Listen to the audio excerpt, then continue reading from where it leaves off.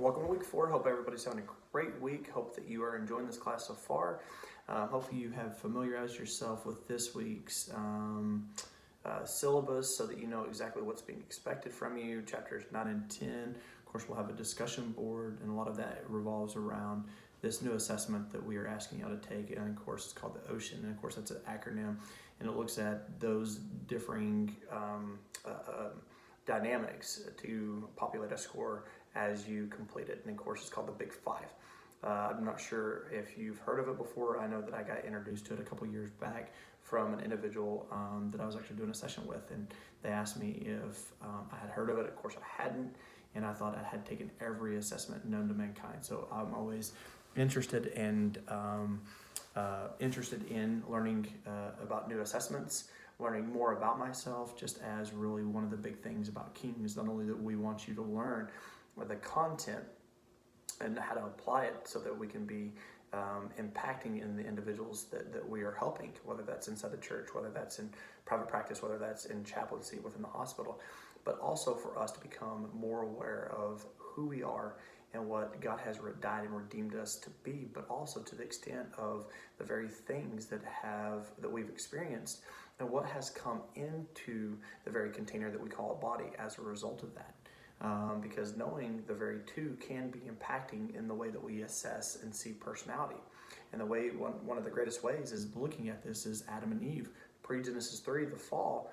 What do you think their OCEAN score would have been? What do you think their Enneagram score would have been? What do you think their Myers-Briggs score would have been?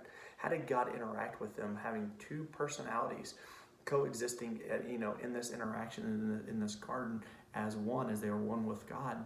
How did God interact with them? How did God counsel them for another dynamic? And then all of a sudden we see Genesis 3 take place. What takes place after that? Do you think their Enneagram and their Myers-Briggs and their OCEAN score would have been something of similar, or do you think it would be different as a result of this very experience? And as a result of that, as we come to the conclusion that guess what, experiences and woundedness impact our what's in us. What's in us impacts the way we express who we are. Then as a result of that, we can see how those things impact us. Last week within one of the YouTube videos, which was in the learning assessments, was this individual. And again, if you've taken an intro to psychology, you probably were introduced to this very guy named Phineas Gage. Phineas Gage has been somebody that has been looked at for many, many years. And the interesting thing about Phineas Gage was, again, just as the way that the YouTube video outlined it, was he worked on the railroad. And as the railroad companies, moved further towards California, out further west, they had to blow through rock and mountain and try to make room for the railroads. There we go. And as a result of that, they would pack the spikes with, dynamite, C4, whatever type of explosives they had. I don't think C4, but, some type of explosive. And then as a result of that, they'd blow it up. Well, I guess, the way that the story goes was that one had already been packed. Well, a fight breaks out because he was overseeing a bunch of guys. So he goes over there to try to break up this fight. He comes back, unbeknownst to him, that the explosive had already been set.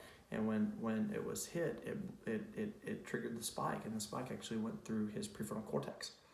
One thing what was interesting about this story was, one, that he lived so many years thereafter, but the personality of who he was to who he was after, based upon some of the interviews, said that he was completely different. That he was very kind of angry, almost erratic in some ways. Why? Because when we look at the dynamics of what the area of the brain that it penetrated, the conscious or awareness, the alpha orientation when we look at brain frequencies, but also from the standpoint of a way that we connect with God, consciously be in a loving, alpha-oriented, creative state of mind, that it penetrated a spike straight through this.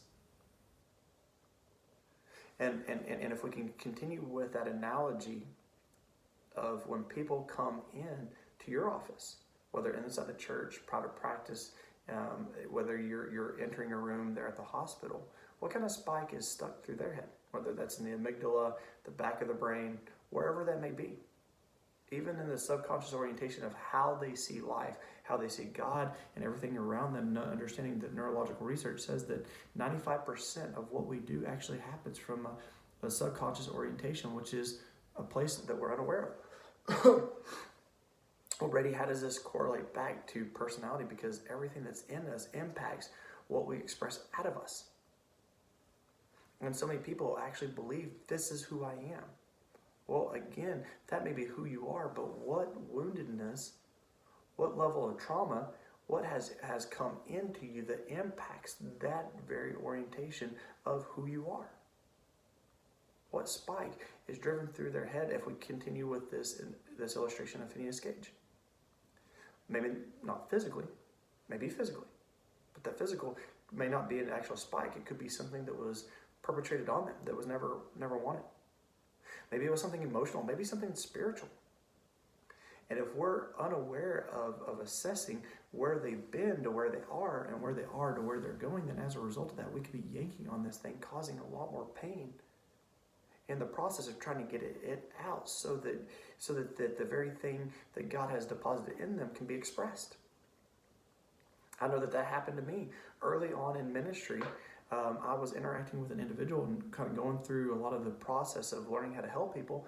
I came to this understanding of when people oriented to a place of unforgiveness, that forgiveness was the byproduct. Forgiveness was the resolve, the answer, if you will. And so because of that, I was moving this individual, and instead of really allowing them to sit and process what had been deposited in them, what had came in them, and not only that, but what had been taken from them as a result of that, understanding John 10:10. Understanding that the enemy, when he's found out from what? Stealing, taking from us. And experience take things from us. Not only that, but they also deposit things in us because of the dynamic of the wounded nature and from a subconscious orientation. And they can find themselves in front of you taking an assessment, and if we don't know the context of where they've been to where they are, then as a result of that, we could be pulling on areas that could be causing further pain. Well, Brady, do you suggest that we should ignore it? Absolutely not. I don't think ignoring is ever an answer. But awareness and the opportunity of declaring, so that our mind doesn't try to create a opportunity for resolution, even though it's minute. It's still resolution in that moment, because when we feel pain and or fear, our mind tries to tell our body, even though I've said this before, it tries to get us to project in the future and or fixate on the pain or fixate on the past so we don't have to feel that. But that gets us nowhere. Instead of allowing them to sit in that and invite God in that. Why? So that healing can take place. And this is the reason why trauma is such a big part of who we are. Of who we are, not to change that we are not who God says that we are, but in the very dynamics of how that's expressed. Because in trauma, does something get deposited in us? Because of the shock, because of the overwhelmingness, do we know how to process it in the moment? Probably not. And so because of that, the byproduct of that is repression, and it impacts the way that we express. So going back and look at Adam and Eve, pre-Genesis, pre-fall versus after the fall, how would you counsel them? If they came in knowing what you possibly could perceive their ocean score being, their Enneagram score being, their Myers-Briggs, how would you counsel them? Well, understanding personalities, again, it's impactful of knowing one, but when you add multiple dynamics into the situation of counsel, how do we assess these things? Well, guess what? It would, if she wouldn't have given me the fruit, we wouldn't be in this mess. Oh yeah, well, if he would have protected me and not allowed the serpent anywhere near me, then guess what? This would, and you got all these different dynamics. From a personality standpoint, it gives us context. Just as Phineas Gage, what was so impacting back then was not only what happened, but the idea that they had accounts from people that worked for him prior to this very traumatizing experience happening. And so they knew how he was prior to this. Why? So that they could assess how his personality changed as a result of trauma. And as we continue to assess not only fight, flight, or freeze in the dynamic of cortisol, in the opportunity of being overwhelmed and us repressing what the events that we're experiencing into us, How does the biological nature of nature and nurture play a role in this? And as we continue to look at these differing assessments, what is it that we're learning? What is it that we're learning about ourselves and how to utilize these tools so that what? We can help give people context. Does context bring about resolution? No, but we understand through John 1:1, there's context, there's Jesus, there's content, the Word of God, and they both align with one another to point to one another. And so when we help people take these assessments, and we're there to walk and journey along with them, then as a result of that, we're helping them do what? Understand the contextual nature, what hopefully empowers grace, and grace thus for forgiveness, which is so important when you're working with two individuals in relationships and or marriage counseling. The dynamic of what it is that's been done and the way they view things. Because not only what we see is impactful, but the way that we see things is equally, if not more, impacting. And what causes us to see differently is what impacts the very dynamics of our soul. Dr. Carolyn Leaf's research shows that what's in us, in the soul, impacts because of the lens around our soul that we see things through. Impacts the way that we see, impacts the way that we see God, ourselves, our spouse, our friends, whomever it may be, even God. Excuse me. And so in counseling, when we understand personality, well, they're just a very dogmatic type personality. Dogmatic personality, okay? Or they're very hostile. Work with a lot of individuals, and because of their experiences, it brings about a hostility within them. So are they, from a personality standpoint, hostile? Maybe. Did the environment of what they've experienced create hostility within them? And so every time they interact with their spouse, that becomes triggered and a way of them seeing. And because of that, it speaks to a legitimate need that they have that's not being validated. And because of that, guess what? It creates more and more hostility. What if they're not a hostile person? But would we know if we don't have context? Context is a beautiful thing. So as we look at the ocean assessment, as a result of that, what's amazing about this is they assess it based upon so many other individuals.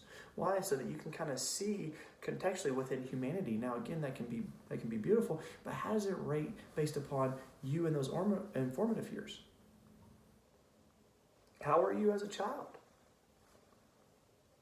If mom, dad, grandma, and grandpa could speak into you and say, hey, what was I like as a child?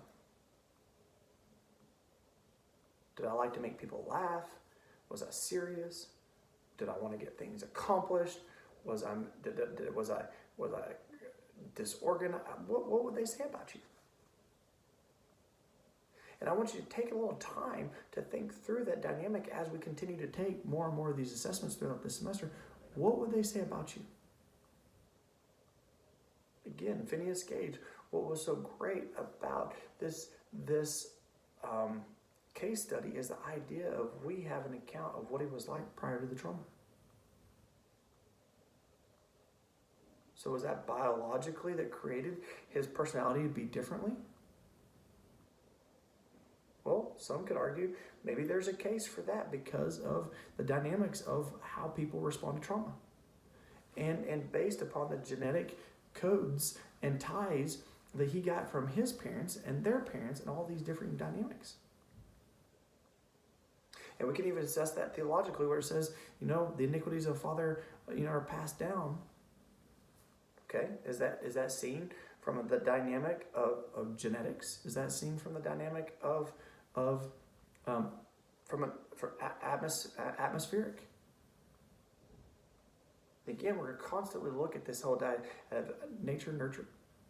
So as we continue to look at this, what about children that have experienced fear, trauma, whatever it may be? How are they? And knowing the dynamics of when we experience pain, when we experience fear, when we experience things that make us recluse, that things come into us and that impacts what God's deposited in us. Doesn't change what God's deposited in us. It changes how we express it. And as a result of that, everybody else would assess that as our personality. Maybe. But if a child, as they get older, they're starting to toddle around, they're starting to walk around, and the more comfort that they get and the more secure and safety that they feel, what do? They venture out a little bit further as they're constantly looking for the covering and the one that actually allows them to feel more safe and secure. But the moment that becomes in question, what do? They run back to that individual and they grasp onto their leg. And they usually will hide behind them, right? Kind of peeking out, is it safe? Mom, dad, grandma, grandpa, whomever it may be, is it safe? And this is what happens from an emotional orientation, that we were created 3 in 1. Body, container, soul, which we assess as the invisible mind, will, and emotion. And I think that there's some other complexities, but those are usually the ones that get the most attention. And spirit, 3 in 1. Integrated. And so when we experience pain, how much of that integration becomes disintegrated? And it's our role as ministers, as counselors, as chaplains, well, maybe depending on chaplaincy, we need them to speak into that. But the dynamic is what? Be able to see the incongruence of what used to allow to complement and to fit together now no longer does. 3 in 1. And allowing us to see what friction is causing pain. So when a child experiences physical, emotional, and or spiritual, as a result of that, they recluse in. And as the body continues to age and we continue to grow older as a result of that, and chronologically, what happens if a 3-year-old is impacted? This is what Freud would call, I had it on the tip of my tongue.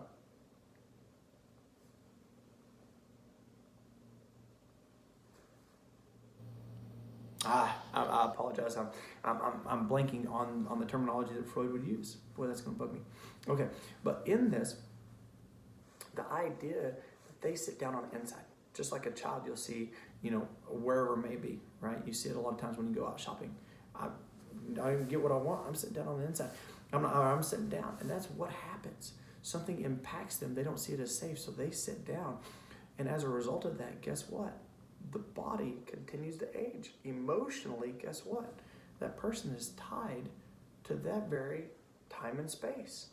And so as a result of that, we see how disintegration takes place, that no longer the individual is in a formation of how we are created 3 in 1. Why? Because when we are traumatized, especially in those early formative years, whether through the birthing process, right?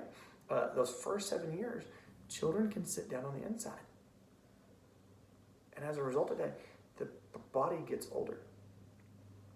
Emotionally, they're constantly here. The body's, and we can see 8-year-olds, 40-year-olds, it can be 20 years, whatever it is. And as a result of that, we see this, we feel this. Until the point of coming into awareness of saying, what is that disconnect?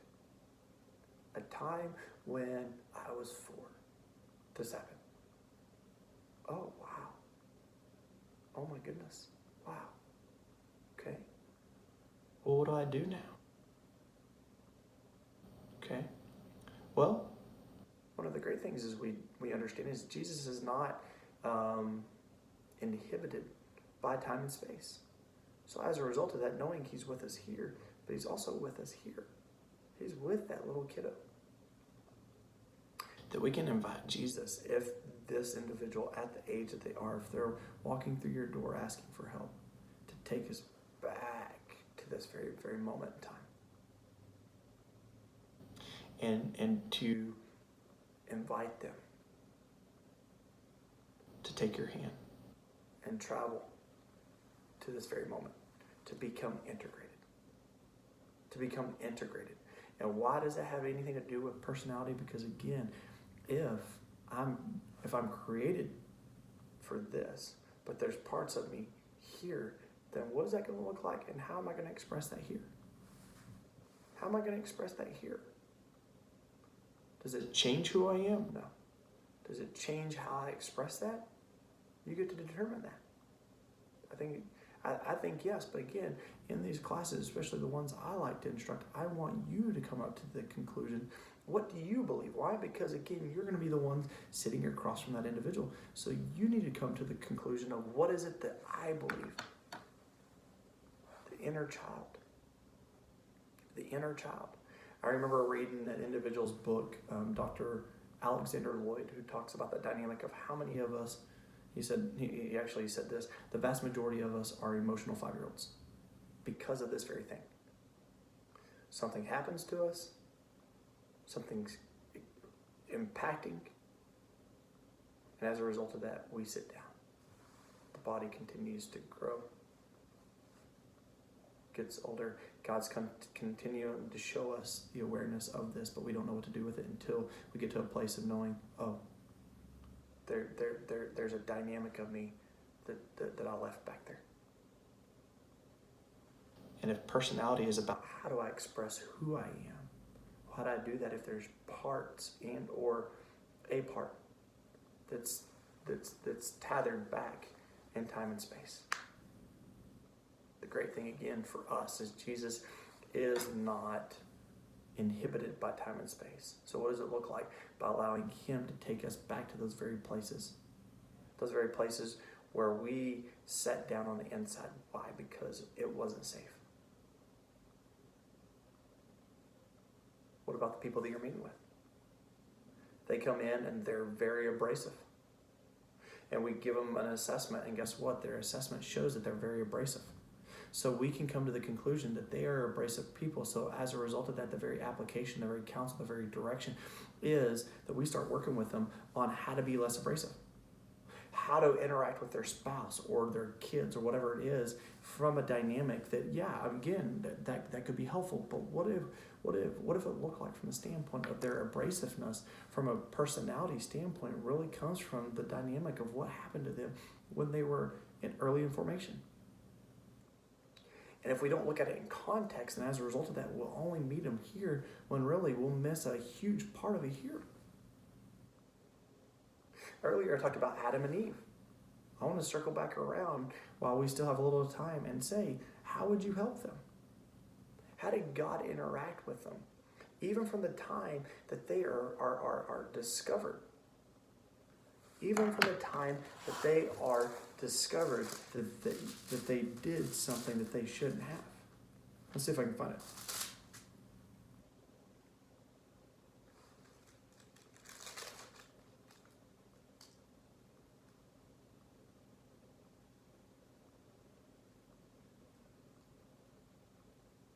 I'm going to read in verse 8, okay? So I want you to listen to this. The dynamic of how God responds to his children in what? To continue to cover them. How do we cover the individuals who come in our offices?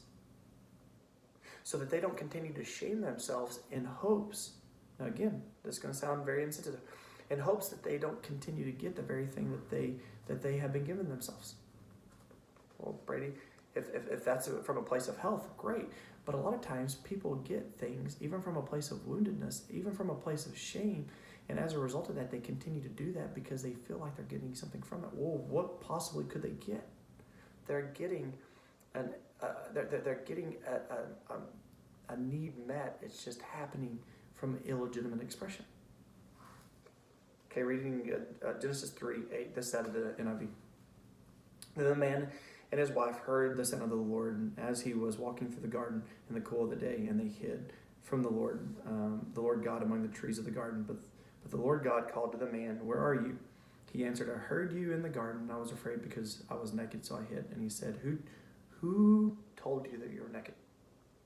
He didn't really come to, "Oh, you're naked? What? Who told you that you were naked? Have you eaten from the tree I commanded you not to eat from?" Then the man said, "The woman you put here with me, she gave me some fruit from the tree and I ate it." Then the Lord said to the woman, "What is it this you've done?" Then the woman said, "The servant deceived me and I ate." And of course he goes all on down.